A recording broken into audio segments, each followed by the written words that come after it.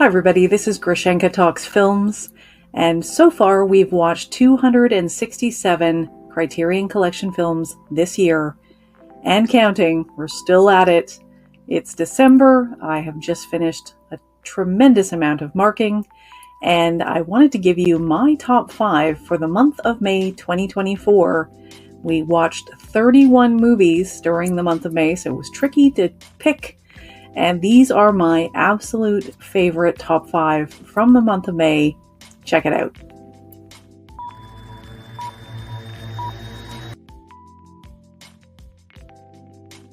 First up at number 5 is All That Money Can Buy, aka The Devil and Daniel Webster, a 1941 film about a deal with the devil.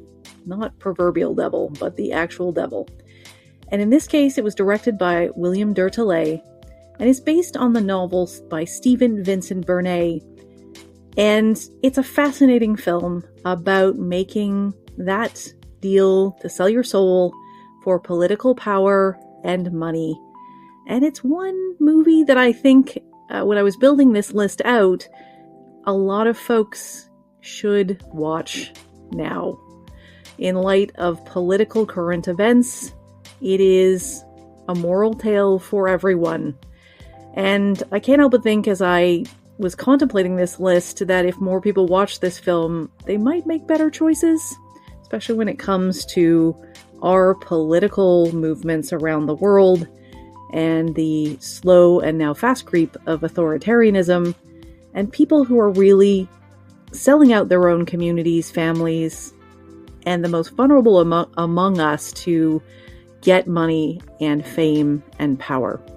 This movie is, again, a thoughtful moral tale. I, of course, am a much more pop culture person.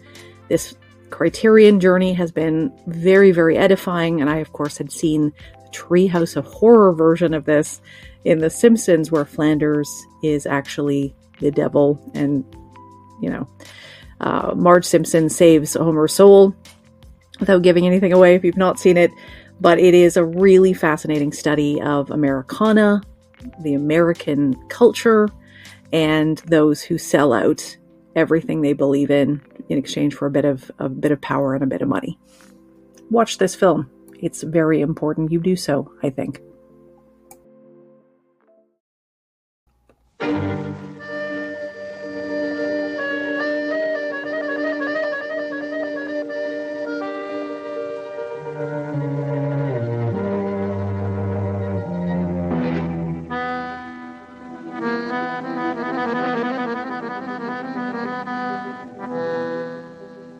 The story of every average American who is tempted to sell his soul to the devil and have a good time, but is bound by traditions stronger than any sinister satanic force. A great moving drama, a century old, yet modern as tomorrow.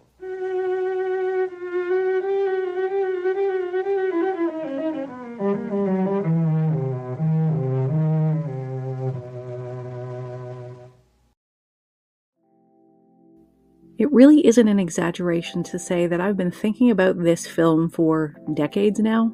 It's true, I have. I saw it when it first came out. It was recommended to me, and I was slightly traumatized and fascinated by everything this film is. It's directed by Mike Leigh, who I've discovered I love as a filmmaker. He shows us things that most of cinema ignores. That is, the marginalized, the poor, the working class. And as all of those things, it's nice to see my life in film. I think about David Thewlis as Johnny at least fortnightly. And some of the lines in this movie I repeat inside my head constantly since I saw it. The most boring job in the world. I think about the futility of the bullshit jobs that Johnny is sending up. I think about the way men treat women. This film was one that I really wanted those close to me, and I finally convinced my partner to watch because it's a really important film to me. But it is not an easy watch by any stretch of the imagination. And Johnny is a street philosopher. He's an awful man. He's a broken man. And you get to see a cavalcade of terrible men and the women who survive them in this film. The standout performance for me, and the person I feel closest to in this movie, is Leslie Sharp as Louise, a very long-suffering, hard-working woman who's just doing her best. And it's very, very rare that we get to see the realities of someone in her position having to deal with a messy life at the margins, at the bottom of the socioeconomic strata. Her roommate Sophie is another person I think of, that character so often. Her vulnerability, her surface toughness, and how she is abused by wealthy jerks like Jeremy, played by Greg Crotwell, who is terrifying in this film. It's a movie that will linger in your head forever and ever. And like I said, I've been turning this movie around in my brain for the past few decades. Watching it again recently reminded me how important this film is. It is not at all an easy watch, but it rewards the viewer in a multitude of ways. And you get to see the cruel realities of life right there on the screen. Naked, 1993.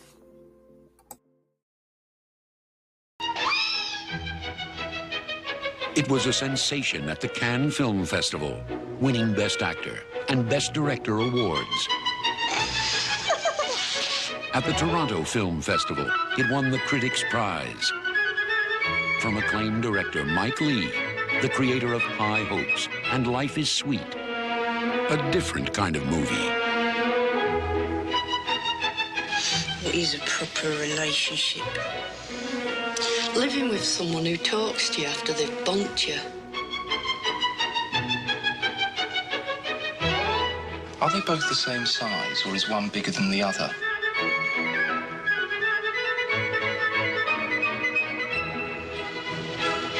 You look like my mother. Was your tattoo painful? Yeah. Good.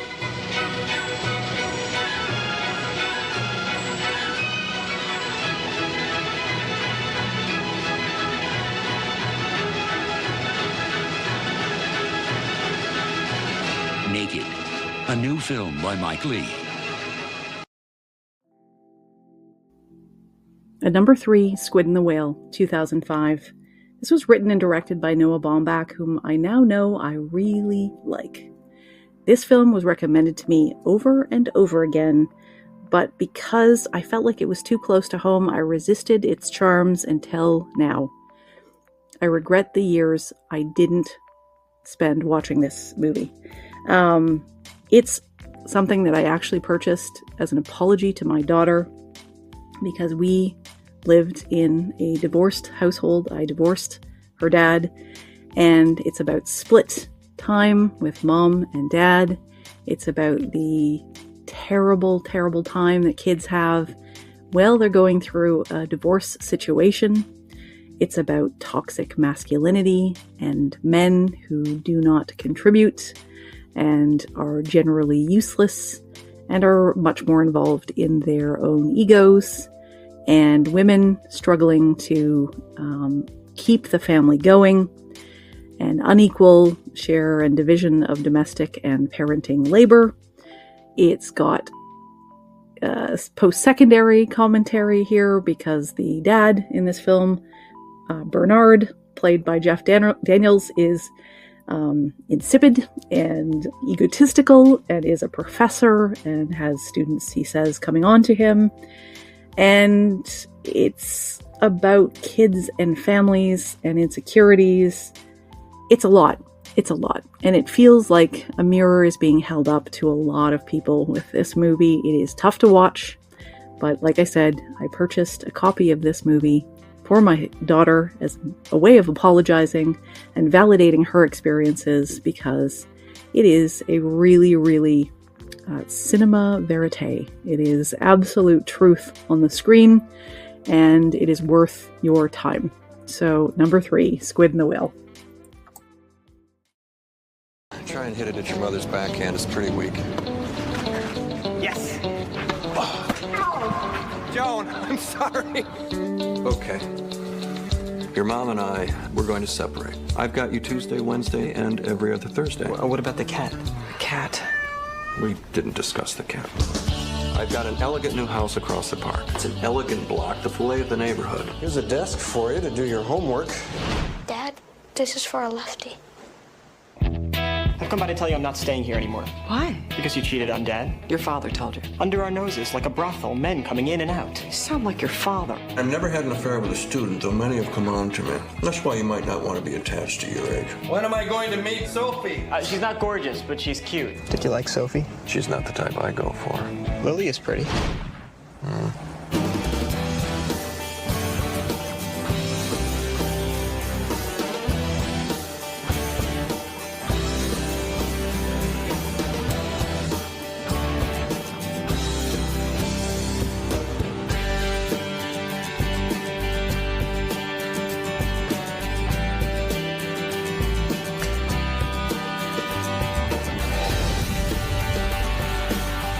All that work I did at the end of our marriage, making dinners, cleaning up, being more attentive, it never was going to make a difference. You never made a dinner. I made burgers the time you had pneumonia.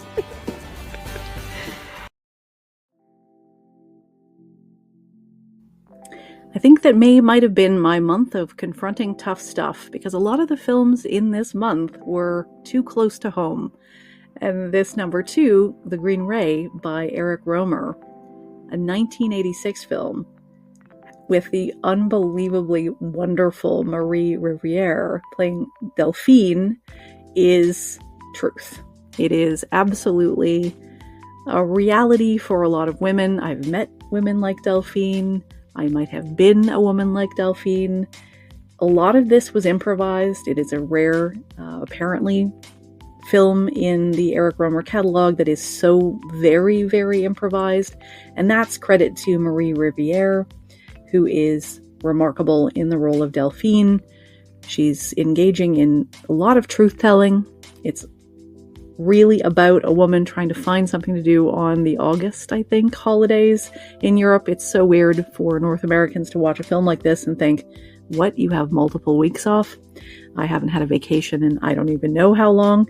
And this is basically a study of her trying to find something to do during these long extended summer holidays and feeling miserable and inadequate that she can't be happy and she can't find, people to be with, and she feels insecure and she's dealing with a lot of those insecurities. And she also has a quest, which is to see a very rare event around the sun, the green ray, when it's setting at certain key points of the year. You can see a green halo around the sun, and that's her goal. And she's romantic, and she's flighty, and she's fascinating, and she's whiny, but she's fun to watch, and it feels like truth. And if you're a fan of the Before series with Richard Linklater, this is a great film to watch because you can see where all the origin of a lot of those films come from Eric Romer. It's about relationships and messing things up. And you can see here the writing credits are shared between them both. Marie and Eric Romer are the writing credits because, again, it was so improvised and it feels like truth on the screen. It's a wonderful film. I can't recommend it enough, and I've really forced it upon everyone ever since I've seen it, because for women, you get to see yourself up there on the screen. Feels like truth. The Green Ray. Watch this film.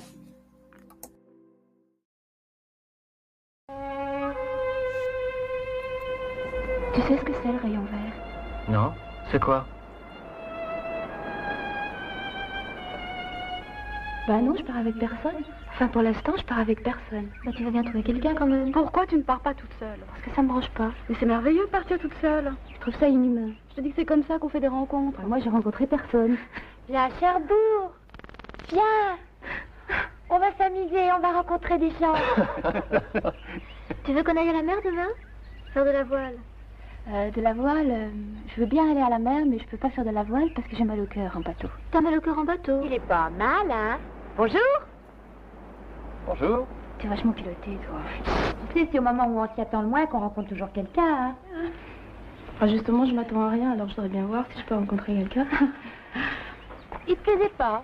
Non, mais il a l'air un petit peu dragueur quand même sur les bords. Ah bah, t'arrives là, tu vas rencontrer personne, hein. Je suis pas une aventurière. Que je rencontre des mecs qui me courent après pour boire un pot ou pour des conneries. Bon, pour coucher peut-être, tout ça. Eh ben, je les refuse, tous. Eh ben, celui-là, il devrait te plaire, il est très beau. Il est un peu sale. Bon. Mais il est magnifique. Regarde. Tu regardes des mecs, toi? Bien sûr que tu regardes des mecs. Écoute, je suis toute seule en vacances. Il faut trouver un bon, le meilleur. Bah non, bah écoute, je sais pas, Cherbourg, c'était bien, hein, mais je suis rentrée, ouais, voilà. Je suis partie, je suis revenue, je suis repartie, et je suis revenue.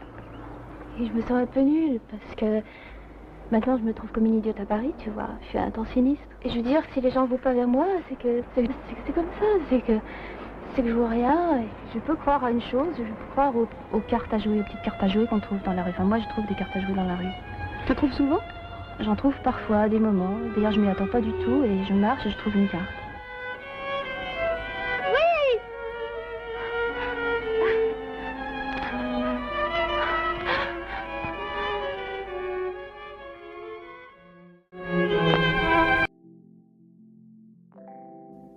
Sometimes you want a film to break your entire heart, and if you're in the mood for that, my number one is Limelight, a 1952 film by Charlie Chaplin, that was written, directed, composed as he did, and it is a remarkable artifact about a man in the show business who's at the end of his career, and without giving anything away, he meets a woman who is also on the stage, and she's suffering a severe financial and mental health episode, and he helps her.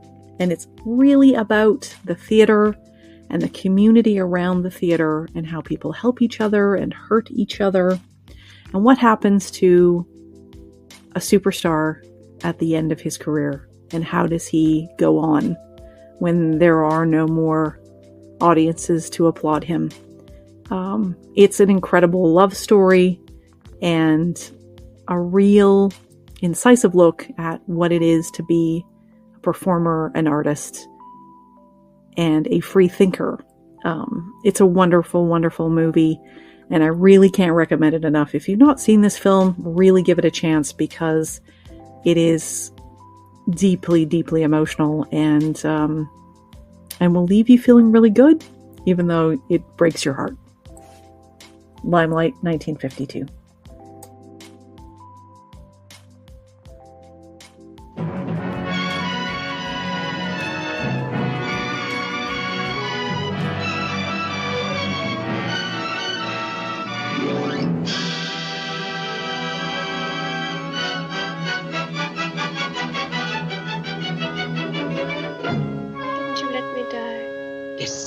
Just as inevitable as death, and that's life. Life, life, life! It's my leg! Caravero's still a name to conjure with. You're mistaken. Today it means nothing.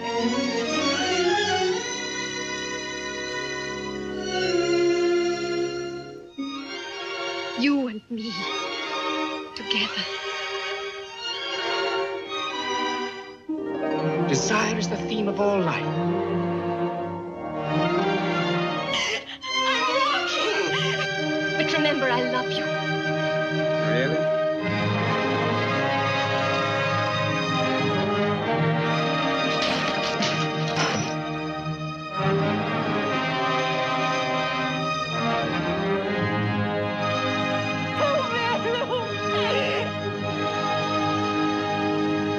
All right, Fred. Turn out those lights. I thought you hated the theater. I do. I also hate the sight of blood, but it's in my veins. So my top 5 for May is All That Money Can Buy, Naked, Squid and the Whale, The Green Ray, and Limelight.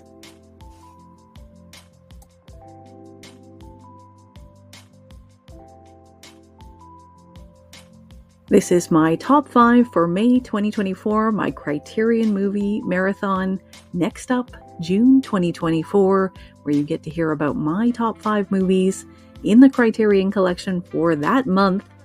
This has been a huge, huge undertaking of almost 267 right now, and we're going to close out the year with even more. But this was my top 5 for May. Thank you so much for watching. If you like this video, click like, share it with a friend, subscribe to my channel. I really appreciate you listening.